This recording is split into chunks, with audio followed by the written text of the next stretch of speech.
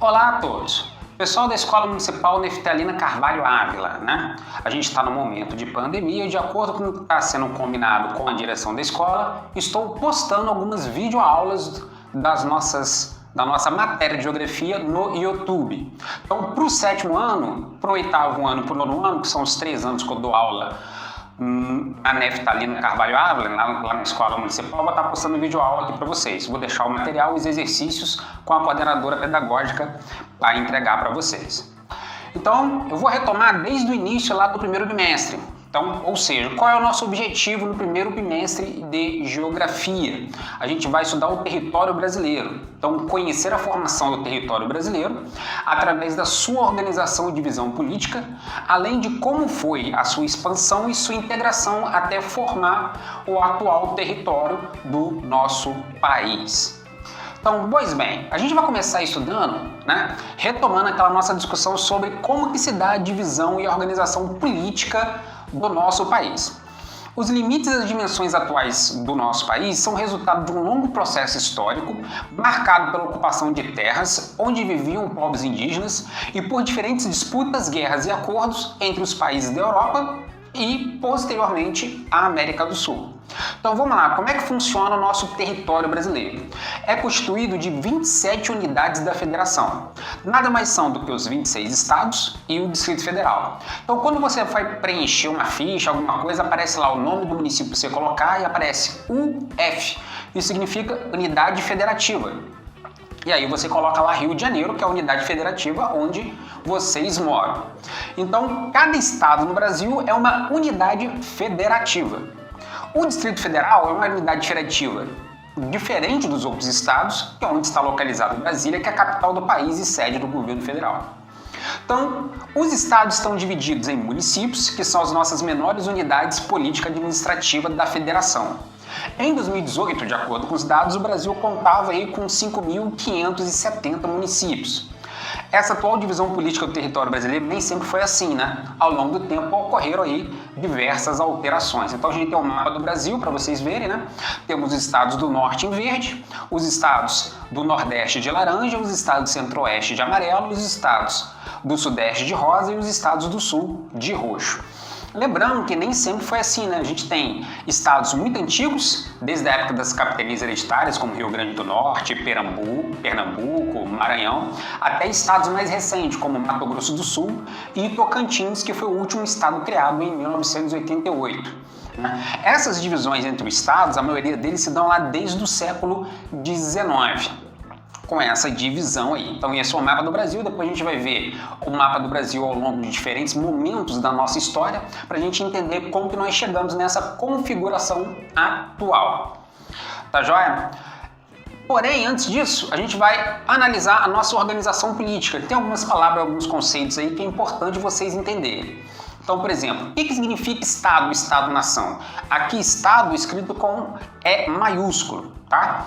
Então, corresponde a uma instituição política administrativa que, para existir, precisa de um território com limites definidos, população e soberania. Ou seja, precisa ter uma independência e autoridade para poder criar e modificar leis, emitir sua própria moeda, criar impostos e etc.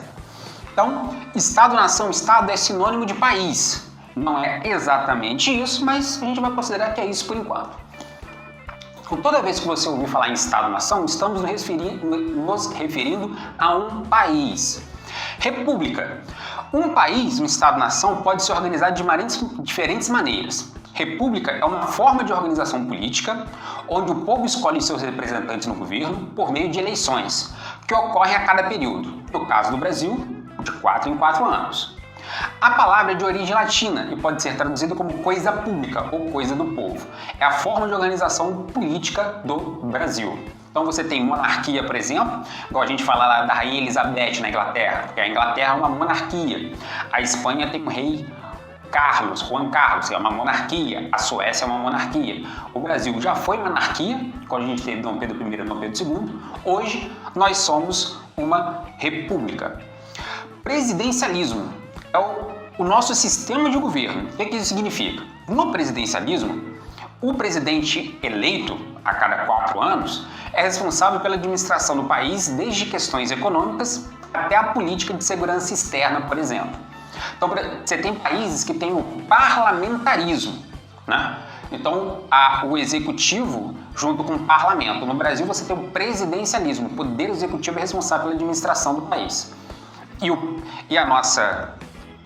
nosso Senado e Câmara Federal, que a gente vai ver daqui a pouco, é responsável por formular as leis. O poder executivo executa as leis, nesse modelo do presidencialismo.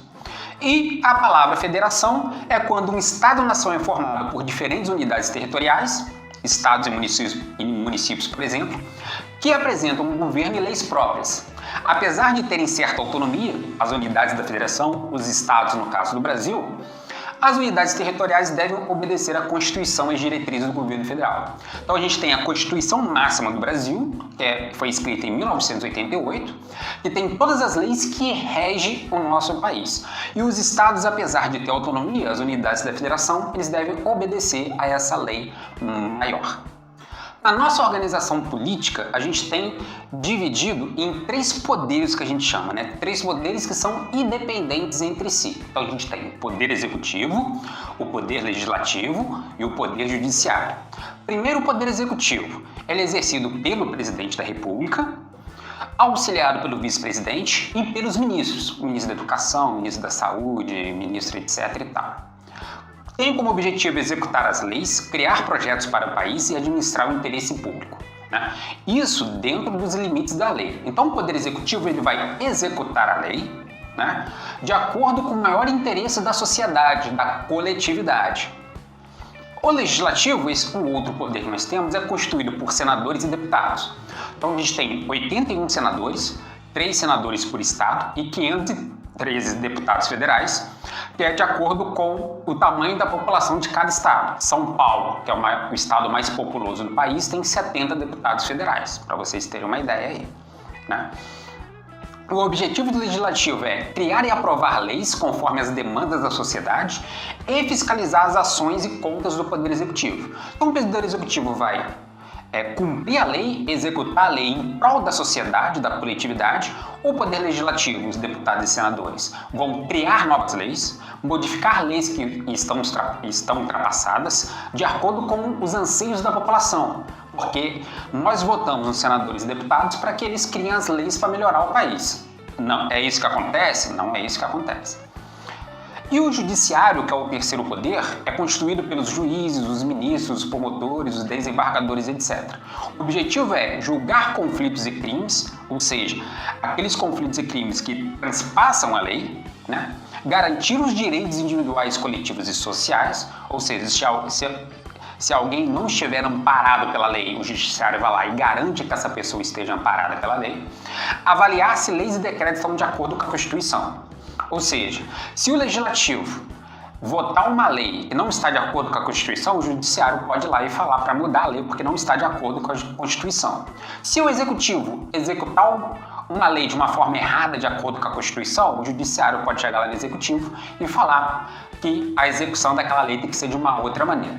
Então, cada poder desse é independente entre si e eles são responsáveis dentro de um equilíbrio, né, pela nossa organização de vida enquanto sociedade. Tá joia? Então aí aparece aí a sede de cada um dos 3 poderes, né? A gente tem o Palácio da Alvorada, que é a sede do Poder Executivo, onde vai trabalhar lá o presidente, o Congresso Nacional, que é a sede do Poder Legislativo, onde fica as assembleias lá, a votação das leis dos senadores e deputados, e o Palácio da Justiça, aí, onde fica o Supremo Tribunal Federal, que é o órgão máximo do nosso judiciário, aqueles que vão julgar se as leis estão adequadas de acordo com a Constituição.